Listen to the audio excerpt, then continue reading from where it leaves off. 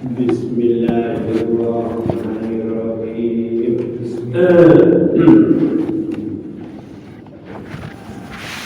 Wa qala lan dawuh sapa sahibu syar'i wong kang duweni syarat, wong kang duweni syarat alaihi mas sahibu syar'i terus nabiyan sahibu syar'i qala sahibu syar'i nabiyan ing nabi alaihi salatu wassalam arba'atun utawi perkara papat iku qad furrigo teman-teman den rampungake apa arba'at bil bina lawan mabni lil maf'ul ay farrogo rampungake sapa Allah Gusti Allah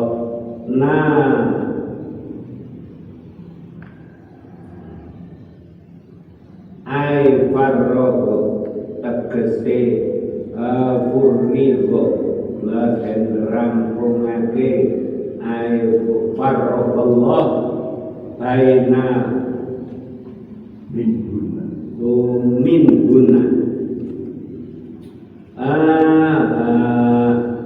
apa min guna arbaatun rupane papat al khalqu napa niku au kedadean bi fathil kha al mujama' kesukunil lam akhiruhu utawi akhire khalqu iku qafun qaf ai al khilqatu tegese kedadian wal hayatulan tingkah wa tasyakkul lan wanun wal khuluqu lan pakerti bainauma antarane wal khuluqu lan pakerti bainauma antarane fa lan lam fa lan lam kadzalika kaya mengkono-mengkono akhiruhu qaf ayye tabiatu tegese watak wal munjiyatu lan wasajiyatu sintang wasajiyatu lan tegese watak wariseku lan rezeki ai qalilan iku setitik anane rezeki au kasiron utawa akeh ai kalalan iku kalal anane rezeki au karoman utawa karom min ayyi jihatin iku saking endine arah-arah wa utawi rezeki wa nahbu dalik lan sepadane mengkono qalilan au kasiron wa utai rezeki iku barang yutana walu kang den perkoleh apa ma li iqamatil badan maring jejegake badan awit tada au intifaihi utawa manfaate badan walau karoman senajan to iku perkara karom tilapan kali nulayani lil mu'tazilah maring kaum mu'tazilah wal ajalu lan ajal fala tawilan iku tegesekan dawa anane ajal au qasiron utawa kang cedhek wa ajal iku muddatul hayati mongsone urip wasani hima utai kaping pindune kismani wasani hima utawi kaping pindune kismani iku kismun sakabian maktuhun kan den pesti bisar tin kelawan syarat mu'alafin kang den gantungake masrutin kang den syaratake bifi'il abdi kelawan penggawene kawula wa utawi maktub ayil maktub bukan den pesti alakon kelawan kang den gantungake bidzalika kelawan mengkono fi'lu iku as-sawabu ganjaran wal iqabulan siksa amatara ana ta ora weruh sapa sira kaifa zakarohuma kale kaya apa nutur ing sawab lan iqab sapa Allahu Gusti Allah ta'ala fi kitabin dalam kitabe Allah al-azizi kan mulya ta'alukun kelawan hubungan bifi'lil abdi kelawan penggawene kawula qala dawu sapa Allah ta'ala walau anna ahlal kitab lamun setuhune ahli kitab ayil yahuda tegese wong Yahudi wa Nasara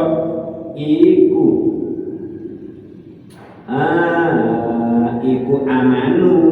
iman sapa ahli kitab bi Muhammadin kelawan Nabi Muhammad sallallahu alaihi wasallam wa bimalan kelawan barang akan teko sapa kanjeng Nabi bi kelawan gawa wa takau lan ngrekso sapa ahli kitab bima kelawan barang maaf dadna kan milang-milang sapa ingsun min ma'asihim saking maksiate ahli kitab wa nahwahu lan sepadane mak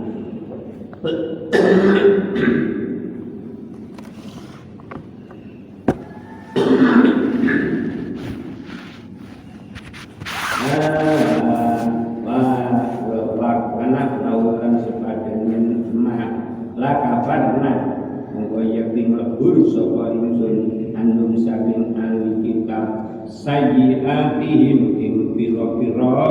alani ahli kitab yakni nakasi sapa Allah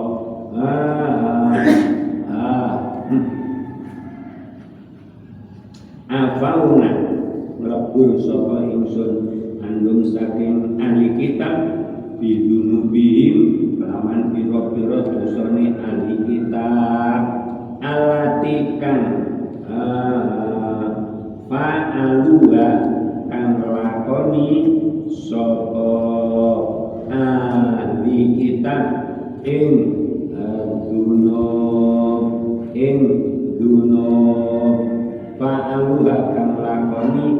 sapa ahli kitab ing duno walam yu'akhidna lan ora natrapi sapa ingsun ing ahli kitab biya sebab dunub wala adkhalnahum lanjut dibakang lebahake temen sapa ahli kitab jannatin naim ing pira-pira swarga kang nikmat niku lah nganggo sebab nganggo penggawe umpama ahli kitab niku gelem nglakoni tobat insyaallah disebut. Mulane wong niku ana kalane perkara loro dosa karo maksiat iku penggawene wong. Sapa wong sing nglakoni ibadah bakal oleh nikmat, sapa wong sing nglakoni maksiat bakal cilaka. Ya wis ngono kuwi, iku kan penggawene kawula. Ya kawulane dhewe gare disiksa iki ya sebab kawulane dhewe sampeyan kena didunya. Enek wong sing mlebu nang penjara. Iku sebab penggawene dhewe. Ya salah dhewe ate nyolong. Lanjut terus kecekel terus akhirnya ya dilebokno penjara. Ya wis ngono kuwi. Lek wong ibadah niku wis dijanji karo Allah bakal dilebokno swargane Gusti Allah. Wong ahli kitab niku Yahudi Nasara gelem tobat ya dilebokno swarga akhire. Wis pancen wis penggawene. Dadi wong sing ngati wis jaman akhir. Mulane kita niki sing gelem perjuangan ngandani dulur-dulur sing gak ngerti niku diuntung. Dituduhno ngene, dene gelem maca selawat, gelem maca Yasin, gelem maca kulhu, untung. Jannatin naim ma'al muslimin sartane wong Islam kabeh. Yaumal kiamat dalam besok dina kiamat wa fihi lan iku ing dalam kaulun nabi kaulullah niku wa fihi lan iku ing dalam qala Allah kaule Allah tambihun utawi ngelingake ala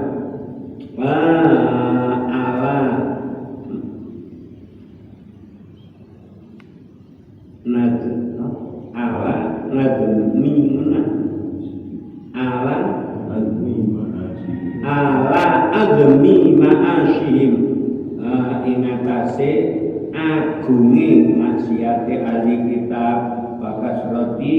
dunubihim lan akai biro-biro dosane ahli kitab wa anna Islam sunni Islam iku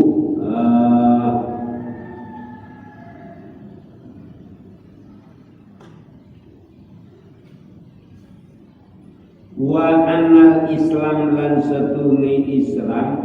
iku yajubu megot apa Islam ing barang qablahu kang sadurunge Islam wa in khala wa in jalla senajan to agung apa Islam wa anal kitabilan setune ahli kitab iku layak wa innal kitab wa annal kitabiyya lan setuhune wong bangsa kitabi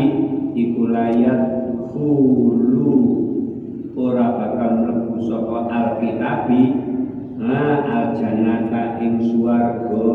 malam yusalim ahli kitab Yahudi Nasara malam yusalim sakjane manjing Islam saka kitabi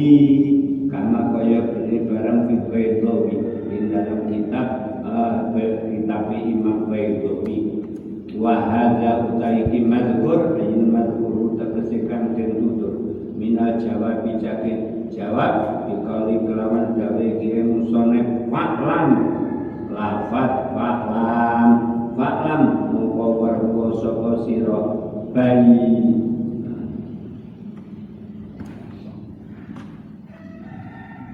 Faklan mongko berko sapa sira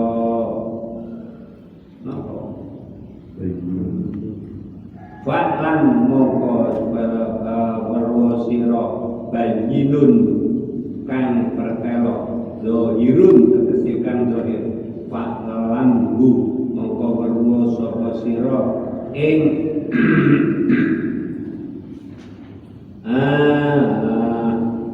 faklan bayinun doirun faklamhum mongko sapa sira ing madhkur faklam mongko sapa sira ing madhkur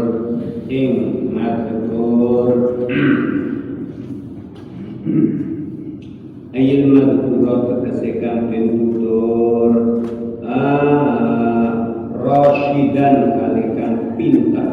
muwafiqon kalikan nocoki lisawabi maring bener Allah Gusti Allah iku al musta'anu kang den suwuni pitulung aing kila mongko lamun den ucapake op panahmu mongko utahe kita iku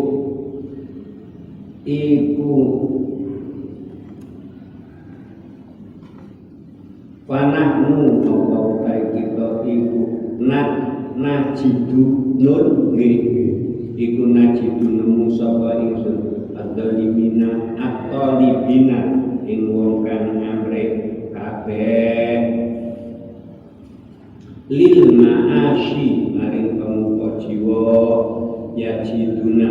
kang nemu kang yajiduna kang nemeni sapa talibin al arzaqo ing biro-biro rezeki wal amalan biro-biro kendo wanajidu lan nemu sapa ingsun atarikin ing wong kang ninggal kabeh ditolak maring amre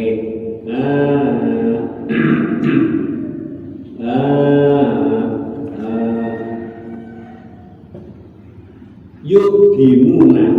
kali kasepen sapa tarikin yaftakirulan fakir sapa tarikin kila den ucapake lahu maring faqil ya faqil tegese wokan ucap menurutkan den tutur kana kaya stuni sira iku la tajidu ora nemu sapa sira mahadzalik sartane mengkono kaul ayat tegese mengkono kaul kul tahu kang ucap sapa sira ing aladi wasa'al tahu lan takon sapa sira ing aladi min kaulika saking pengucap sira nahnu rupane fanahnu mongko utawi kita iku najidu nemu sapa kita atau libina ing wong kang amre kabeh bila akhiri tumeka maring akhire taliban ing wong kang amre ril rezeki maring rezeki mahruman kang den aling-aling mahjuban tegese kang den aling-alingi wa mamnu'an lan kang den cegah anu saking rezeki fakiron kali fakir fakiron kali fakir wa ka'anna kalan padha setune sira iku laka jiduran nemu sapa sira ma'asu alika sartane pitakon sira al-madhkur kang den tutur tarikan ing wong kang ninggal litolak maring amrik rezeki pariwon ingkang potong pariwon kali nganggur parikon kali kang nganggur andil kasbi saking nyambut gawe marzukon nemu marzukon ing perkara kang den rezeki agonian kang sugih bala iya bala iya nemu najidu nemu sapa si tajidu nemu sapa sira al-fariqa ini ing pandan loro kadalika kaya mengkono-mengkono marzukon wa bala utai huruf bala iku karbu jawabin huruf jawab batuk tasulan dan tertamtoake apa watah tasu lan tertamtoake apa lafaz bala binafi kelawan nafi wa tufidulan maedai apa bala ibtolahu ing batalake nafi sama ungkana padha wono nafi iku mujarradan den sepeake amat unang utawa kang den barengi bil istifham kelawan istifham bikal nabina kelawan nulayani lafat na'am fa innahum maqasdun na'am iku tasdikun benerake lil khobar kanging khobar dinafyin kelawan nabi au ijabin utawa ijab inna hadza satuhuni iki madhur yen madhur tegese kang terus minat tolib saking wong kang amre rezeki al-makuni kang den aling-aling wal baril lan wong kang nganggur al-marzuki kang den paringi rezeki wa yohad iku aksaru kang luwih akeh lita lama supaya weruh sapa sira ana dalik satune mengkono amro rezeki ai amro rezeki tegese perkara rezeki wa yo amro rezeki iku takdirul aziz pasteni zat kang mulya ayil ghalib tegese kang menang bikudroti kelawan kuwasane ghalib ghalib kan bisa saking saben-saben suci makduin kang pasti min kaulihim saking pengucape ulama azza mulya sapa man ida golabat kalane menang sapa man wakilalan den ucapake apa al-qawiyyu utawi al-qawiyyu utawi al-aziz iku al-qawiyyu dan kang kuat asadidu kang bener kaulihim saking pengucape ulama azza mulya sapa man ida qawiya tatkalane kuat sapa man wastadalan kangen sapa man wakilalan den ucapake apa adimul masali zat kan ora ono kang madani zat kan ora ono kang madani ya kuwi ono aziz iku min asma'i tansih saking pira-pira asma tansih mawa suciake wakilalan diucapake wa utawi aziz iku min iku man wong jasa darukan angel opo al-ikhatatum liputi biwasbi kelawan sifatil man wayak suruh lan angel opo al-usulu tumeka lai maring man al-alimi kan mudaneni dan al-alimi bilbina al-alimu makanya itu al-alimu kan mudaneni bil bina bina balaghatin iku bina bangetake bina ilmi saking lafaz ilmi ayil al-alimi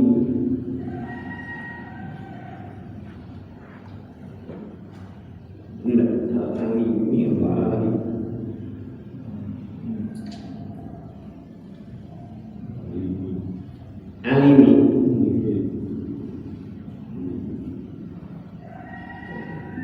al-alimi kan kaneni bil mubabibi bina tu mubalaghah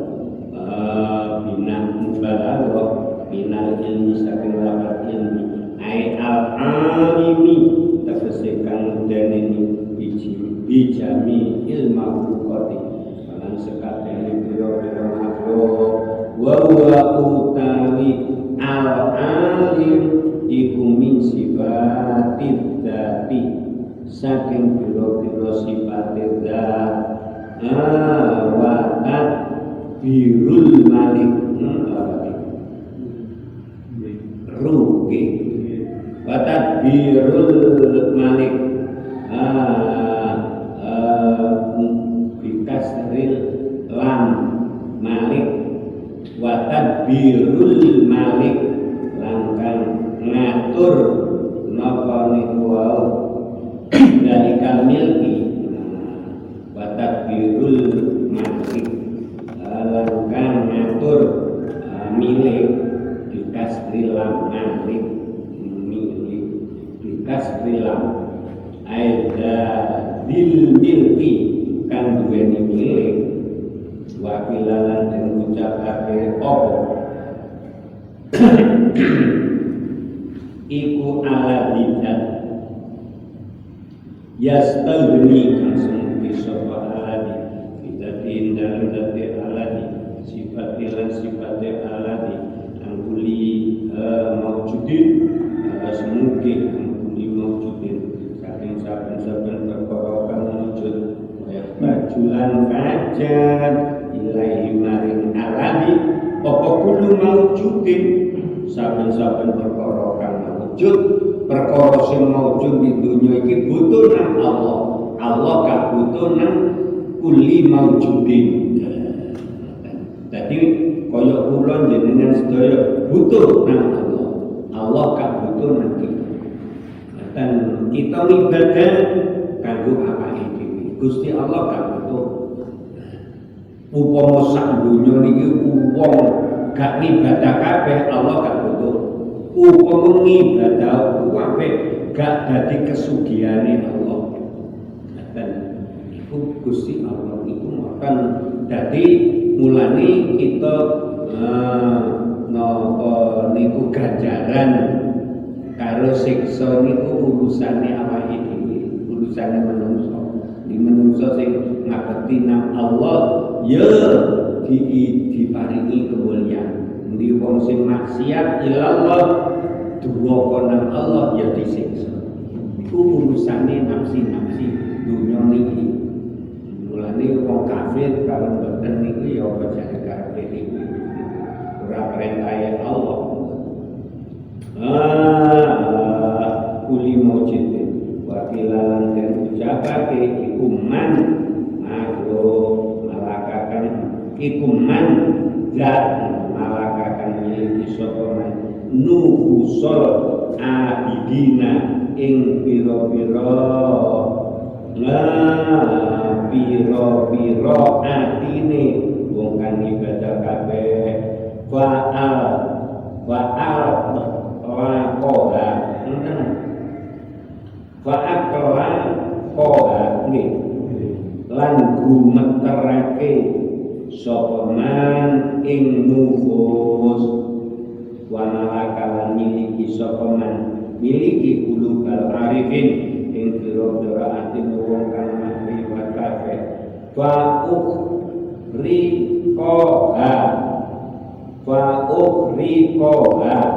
mongko ngobongake sapa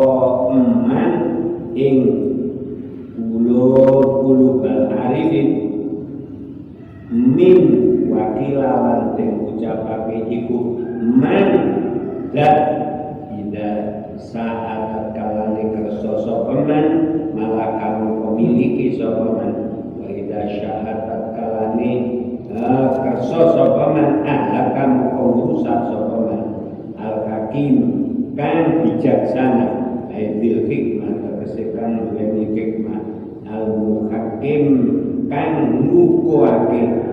al-muhakimil asyai kan ngukuake piro-piro perkara wa alama kan dimensi barang ya kan utawi wa alama lan ingatasi barang ya kan utai asya iku alai ingatasi ma wal ityanu akan bil afali lawan piro-piro penggawe alama ingatasi barang yang bagikan sayup piro opoma fal hikmah mongko utai hikmah iku bimakna ihkam kelawan makna ihkam ngukuhake kama kaya dene barang fil azizi ing dalam kitab Imam Azizi wa ansyada panembangake nembangake wa ansada lan nembangake wa ansyada lan nembangake ai al insya'a tegese wa ansyada lan nembangake al insya utawi insya iku qiraatu sikri maca sihir sapa Abu Bakar Muhammad bin Sabit al-Waidu kang ahli nutubi as-Safaliyu kang sosok Sokoliyu nisbatun iku nisbat ila jazirati Sofaliyah maring pulau Sokoliyah kita Rum ing dalam segorone negara Rum Syami kelawan negara Syam rahimahullah min Bakril Basit kambing kowi yen kowi fi taqallubi kan pirang-pirang apane min kowi yen wong kang kuat kowi yen kang kuat fi taqallubi ing dalem morak-ani kowi yen ai tirtarot dudihi tegese mider-midere kowiyen muhadzabin kang den bersihake mutahharin kang den bersihake kang den sucihake bisa biroi nggih biroi kita qalbi muhadda birra'yi ngaten kang den bersihake pendapate anhu saking qawiyin ai an hadal qawiyi tegese saking wong kang kuat ar-rizqu utawi rejeki iku munharibun minggu iku munharibun kang minggu ai munsorifun tegese kang minggu wa kam min dohifin pirang-pirang apane min dohifin wa kang apes dohifin kang yangat apa sih pita kolubi dalam bulan bali doif karena wukastuni doif ayi doif visu lagi rezeki ing dalam diampani rezeki wakas roti lan akeh rezeki min Khalijil Bakri tinimbang min Khalijil Bakri saking pinggire segara Aisyah Bakri tegese pinggire segara yang tarifu nyidup sapa dhaif ayat dhaifu tegese iki wong kang hafas saking iki wong kang apes hada utawi iki inkirab ai inkirab rezeki tegese minguni rezeki angil qawiyi saking wong kang kuat wa suhulatuhu lan gampangi rezeki ala dhaif ing ngatasé wong kang apes iku dalilun nuduhake ai dhahirun tegese kang dhahir ya dulu kang tuduh apa dalil ala annal ilaha ing atase setuhune pangeran iku lahu kaduwene ilah iku lahu kaduwene ilah jalla maha agung sapa ilah wa azzalan maha mulya sapa ilah fil khalqi ing dalam makhluk sirrun utawi rahasia khafiyun kang samar anil bashar saking menungso laisa ora ana apa dalika mengkono sir ai dalika sirru tegese mengkono siri iku yang kasyifu kebuka apa dalika siri anhum saking bashar walihada lan jari iki walihada lan jari iki undi walihada lan jari iki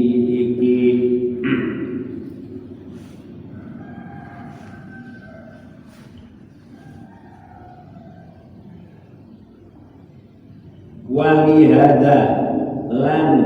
jari iki pundi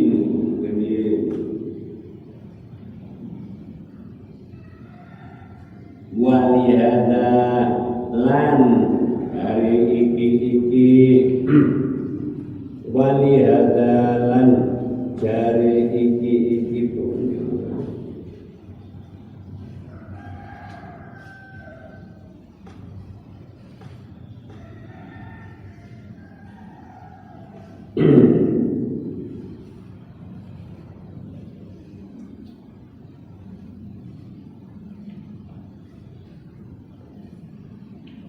walihada lan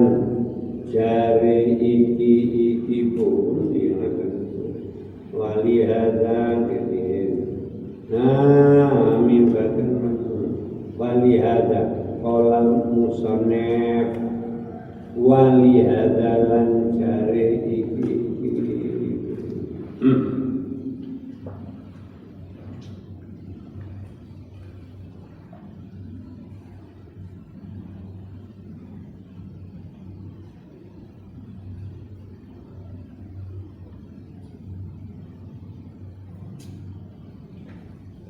walihada lan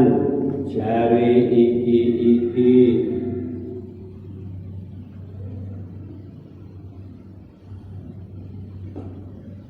niku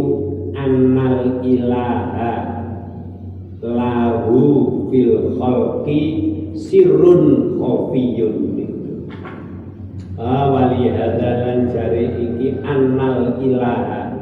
ola dawuh sapa al-musannif bahwa lan liyane musannif man utawi sapane wong iku nadzara ningali sapa man bi aini ta'amul lawan peningal angen-angen ila majari sunnatillah maring gon lumakune sunnahe Allah Ta'ala allati kang kholat kang sepi apa alati fi ibadihi ing dalem pira-pira kawulane Allah alima mongko ngerti sapa man ana rezeki sedune rezeki iku laisa ora ana rezeki iku ala qadaril asbabi ing atase kira-kirane sebab bahkan mongko pirang-pirang apane mingdakiyin wong kang limpat mahrumin iku mahrumun kang den aling-alingi ae ane rezeki iku mahrumun kang den aling-alingi ae ane rezeki wakam lan pirang-pirang apane minho biyen wong kang dedel iku majdudun kang sugih iku majdudun kang sugih walidalik lan jarene mengkono walaisa ala qadril asbab sa'ala takon sapa badul muluk setengahe mulukil farsi setengah ratune negara Farsi takon hakiman ing hakim suwiji min hukama saking pira-pira hukamae badil muluk nakono anil ahmak saking wong kang umrum almarzuki kang akeh rezekine wal akil lan wong kang duweni akal almakrumi kang den aling-alingi ane rezeki saking rezeki utami apa iku asiru siri fihi ing dalem kulun min huma ola dawuh sapa hakim aroda ngersangake sapa asone zat kang agawe jala moho agung apa jalaluhu kaagungane sone an yadulla yen to tuduh sapa sone tuduh bidzalika kelawan mengkono bidzalika kelawan mengkono undi bidzalika kelawan mengkono al-marzuq wal akil niku bidzalik ala nafsi ing atase zate sone ana usune sone iku alwajidukan suwiji al-akadukan suwiji zate ar-razaku kang paring rezeki il lau ruziko